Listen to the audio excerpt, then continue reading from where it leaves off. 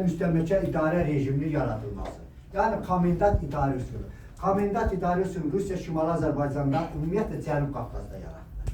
1828 fevralın 10-da Türkməncə sülhündən sonra Azərbaycanın iki dövlət arasında parçalanmasından sonra Rusiya zaman-zaman xanlıqlarımızın daxili müstəqilliyinə son qoydu və belə bir rejim, komendant idarə üsulu yaratdı. Komendant idarə üsulunda nələr var idi? Yəni Cənub Qafqaz nəyə verir?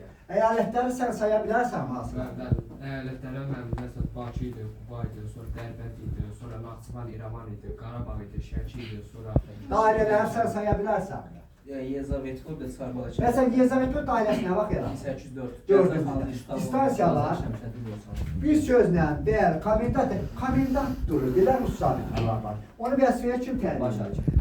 Baş Cəfazın baş hakim. Onu vəzifəyə açar. İndi yaxşı, komendantların hüquqlarına nə daxil deyildi? Mən təsərrüfata başçılıq eləmək. Daxil deyildi. Deyildi, Amma bunun da gizliciliyi, təsərrüfatın başçısı, komendantlığında mütləq hakim idi. Komendant dairə üsulunda məhkəmə sistemi yaradılmışdı. O məhkəmə sisteminə nə?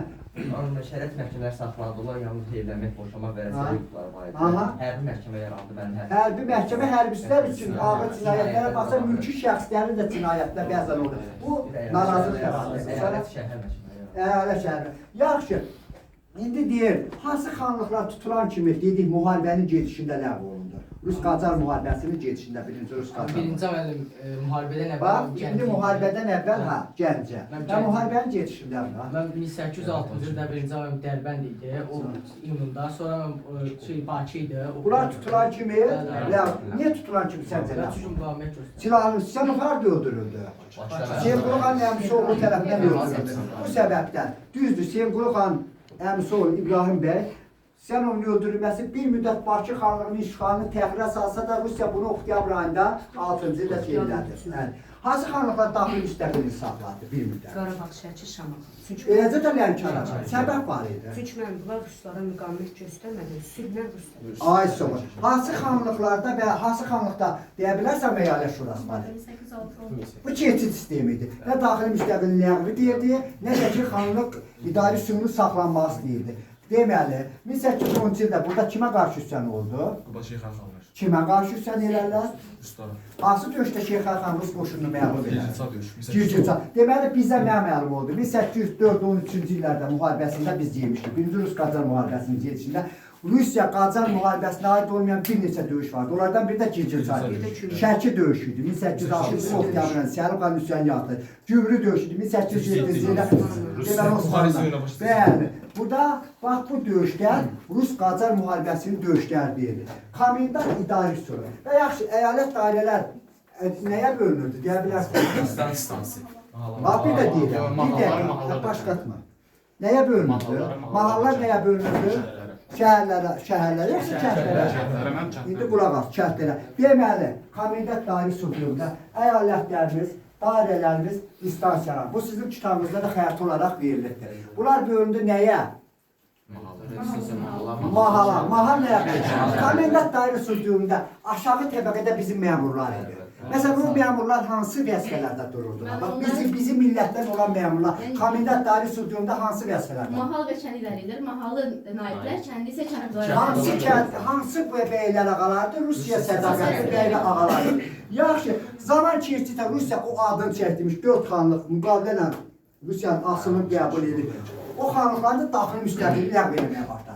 Məsələn, nə vaxt Şəki xanlığını? 1819-cu ildə. Şəki xanlığı əyalətə çevirdi. Nə vaxt Şamaxı xanlığını? 1820-ci ildə. Sonra 22-də, 22-də Qarabağ. sonra 26-da 26-da Lənkəran, 28-də isə hansı xanlıqların daxil İrəvan, Naxçıvan, Xol yaratmayan İrəvan. Bir sözlə bax, komendant idarəsi, əyalətlər, dairələr, distansiyalar. Bunlara niyə komendant deyilir? Çünki bunların əyalət dairə distansiyanın başında duran milləti Rusiya vətəndaşıdır, Rus vətəndaşıdır.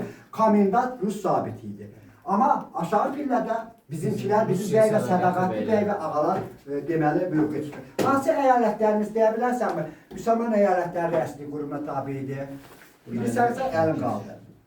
Kim gəldi? Müsəlman əyalətləri rəsmi. Mərkəzi Şola, Şirvan, Şamaxı, Şəki, Qarabağ. Qarabağ. Hərbi dairə rəsminə Subhanallah. Mərkəzi Dərbənd idi. Aha. Oraya aid idi Bakı, bir də Quba. Quba əyalətləri daxil idi. İndi yaxşı, Çar hökuməti köçürmə siyasətini həyata keçirdi. Məhkəmələr nə tür idi? Bax, komendant dairə dövründə izləyə bilərsən hansı məhkəmə sistemləri fəaliyyət göstərirdi. Komendantlar üstündə mənim hərbi məhkəmə var idi. Hərbi məhkəmələrdə hərbçilər üçün məhkəmə olsa da, amma burada mülki işlərin də baxın. Sonra dənilir. Şəriət məhkəmələri var deməli. Şəriət məhkəmələri deməli işğaldan qabaq da var idi. Amma hüquqları 40-cı islahatından sonra, inzibati məhkəmə islahatından sonra da bu məhkəmə vardı. Davam elə. Bir də əyalət şəhər məhkəmələri. Əyalət şəhər məhkəmə. Və yaxşı, xalqda narazılıq doğuran komendant dairə dövründə məhkəmələrdə hansı hal idi ki, xalqda bir narazılıq var? Rus dilində aparması. Məhkəmənin Rus dilində aparması. Bir də ki, mülki şəxslərin də cinayətində hərbi məhkəmələrə baxılması idi. Yaxşı, Rusiya dediyi işğaldan sonra köçürmə siyasəti həyata keçirdi. Şimali Azərbaycan hansı müqavilələr əsasında əmrah, hansı ölkələrdən, hansı dövlətlərdən Şimali Azərbaycandan Rusiya erməniləri köçürdü? Ben Türkmençay müqaviləsinin Silə hardan? Abilə bütün Azərbaycandan Azərbaycana hardan? Azərbaycana İrandan. İrandan və ya Qacarlar dövlətindən. Və yaxşı Ədirnə sülhündən 89-da da Ədirnə sülhünə görə 90 min erməni Tehrandan Azərbaycana köçürdü. hardan? Tehrandan. Hardan? Dayandırma. Tehrandan yox. Sən deyirsən, gözümə gəl, yalan deyirsən. Gözümün içinə qədəminlə yalan deyirsən. Mən gəndə ki, sən zəifləyibsən. Azərbaycan hansı ərazilərdə ermənilər köçürdü? Naxçıvan, İrəvan, Qarabağ, Borçalı. Borçalı. Nəticə etibarilə etnik tərkib dəyişdilər. Ermənilərin faiz etibarı qalxdı ilə. Bu narazılıq yaratdı. Bundan başqa hansı xristiyan xalqlarını köçürdü? Almanlar, bir də ki, ermənilər. Almanlar, ermənilər bir də var. Almanları kim köçürmüşdü ilk dəfə? Almanlar biraz qabağa getdi. 17-18-ci ildə kim köçürmüşdü? Almanlar Rusya. Rusiya köçürmüşdü. Yermolov. Bu nə ilə bağlı idi acı? Benim orada feodalizmi var. Bir de işğalçılıq müharibəsində paylaşım. Kimin işğal Avropada Alman kəndlisinin təsərrüfatına cərbə vurması ilə bağlı idi? Napolyon Fransasının Avropanın 19-cu əsr əvvəllərində Alman kəndlisinə vurduğu ziyan, zərərlə bağlı. Rusiya Almanları bir özünə dayaq yaratmaq üçün həm də ki, Qafqazda Alman əkinçiliyini nə deyərlər, inkişaf etdirmək üçün, təsərrüfatını inkişaf etdirmək üçün buraya köçür. Və Rusları birinci mərhələ neynədir? Birinci mərhələdə mənim orada elə bir... Orada deyəndə, yəni bizim Şimali Azərbaycanda və Cənub Qafqazda, ordu qərargahları ətrafında Orada qərargahlar ətrafında elə orada evlər tikib və əhalini oraya köçürmüş. əhalini yoxsa hərbiçilərə Xidmət verir. edən hayırsıydı. Amma bu alınmayanda ikinci B variantı. B variantı rüya. Belə bax, birinci plan. Bax, Almanlar köçür, Rusları köçür. Cənub Qafqazda xidmət edən, Cənub Qafqaz Rus hərbiçiləri üçün yaşayış məskənləri tikib, orduda tərxis olunanları burada saxlamaq istərdi. Bu alınmadı. Hərbiçilər öz ölkələrinə Rusiya qatdı. Bir variantı İkinci oydu demişdir. ki, dinə qarşı olanları, bidətçi və təriqətçiləri sürgün edib Azərbaycana köçürdülər. Bu haqda Çar Nikolayın fərmanı, Bəli, bəli, 1830-20 oktyabrda fərmanı, təriqətçi və bir də. Deyə bilərsən var ya, Ruslar Azərbaycanın hansı ərazilərinə köçürdü? Lənkəran idi, Qarabağ idi, bir də Şirvan və Almanları hansı ərazimizə köçürdü? Şəmkir göydü. Şəmkir, Göyür və Yezəvətli dairəsində 2 Alman koloniyası salındı. Bir, Yerləndirov, bir də Annefil. Yelendorf, Annapil. Yelendorf, Annapil şeylər. Yox, Müslüman, 19-cu əsrin 30-cu illərin üsyanlarının səbəblərindən İmam Beydə hasılarının adı, nə deyə bilərsən səbəb? Müsəlman səbəbləri olardı ki, xalq narazılıqla qarşılayırdı. Onsu da nara, bax, vergi və mükəlləfiyyətlərini Komendantlar artırmaq. oldu, məmurların öz başına İki, xristiyan məmurlar əhalini köçürməsi, yalanlı torpaqların azlığı Üsyanlar qalxırdı. və s. iltizam sistemi də burada götürür. İlk üsyan harada oldu? Neçəncə ildə oldu? 30-cu ildə Cara qoşu yeritməkdə Rusiyanın məqsədi nə idi? Cara qoşu yetməkdə Rusiyanın cəmaatının daxili müstəqilliyindən son qoymaq, bir də ki, burada müvəqqəti idarə yaratmaq. Yaratdı. Çar Barakənd deməli, cəmaatlığı ləğv olundu. Çar Barakənd deyə bilərsən, nə vaxt Rusiyanın asılılığını qəbul etmiş? 1803. AP'nin onun içində ah dörtgən. Yadınızdan bir şərti de oydu ki, İPəklə xərac verməlidir. Bu xərac illərdir yığılmışdı. Rusiya tələb eləyəndə xəracı, carlar buna yaxşı cavab vermərlər. Belə olanda 30-cu ildə əhali bununla da Azərbaycan daxilmişdir. Burada nə idarə sistemi yarar? Müvəqqəti idarə sistemi alır. Deyə bilərsən bu şəkildə nə var? Yadınızda 1806-cı ildə iyun, oktyabr aylarında aşağılar Şəkidə üsyan olmuşdur.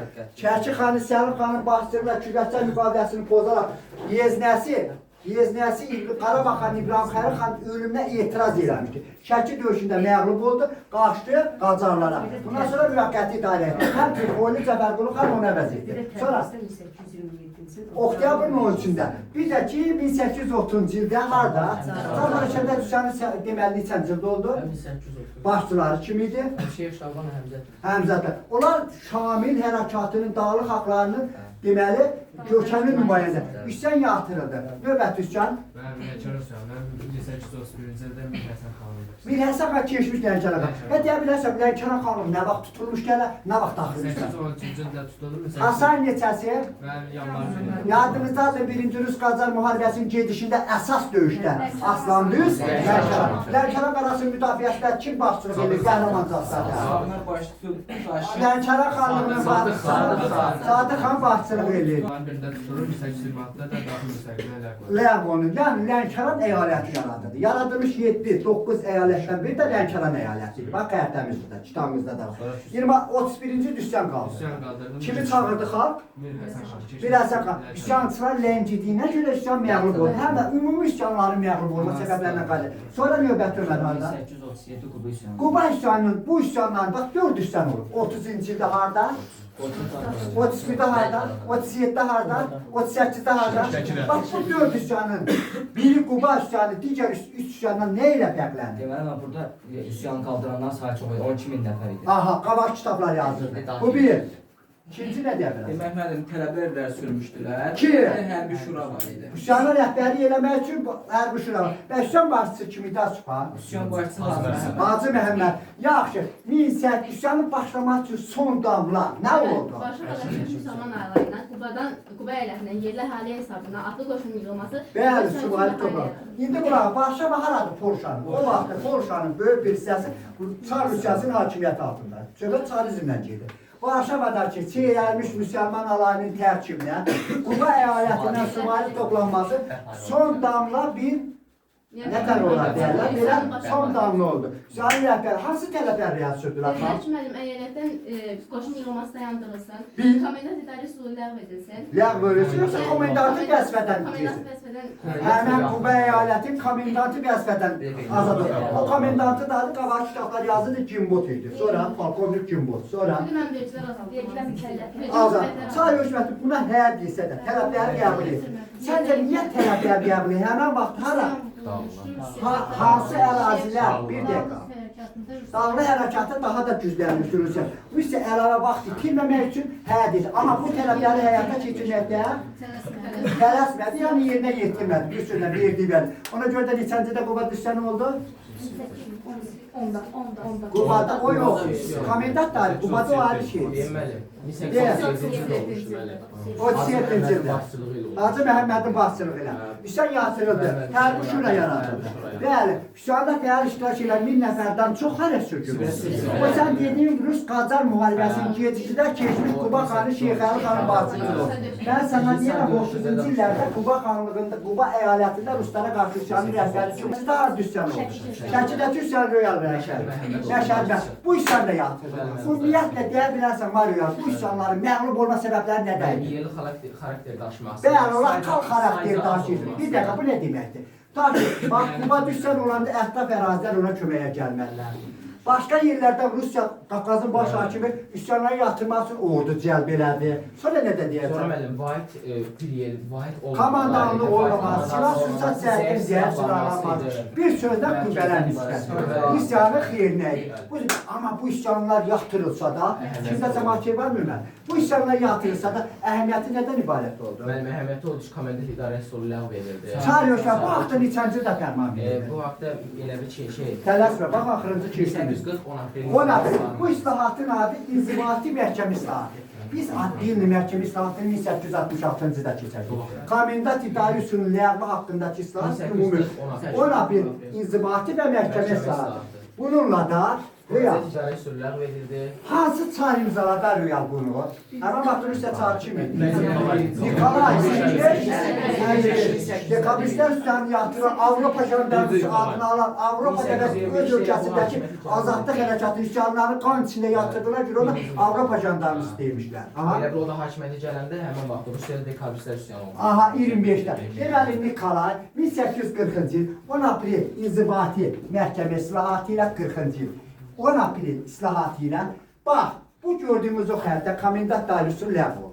Cənub Qafqaz nəyə bölündü? Məhkəməsən deyə bilərsənmi? Mərkəzi har olaraq göstər. Aha. Mərkəzi Lis olan nəyə? Saç ol.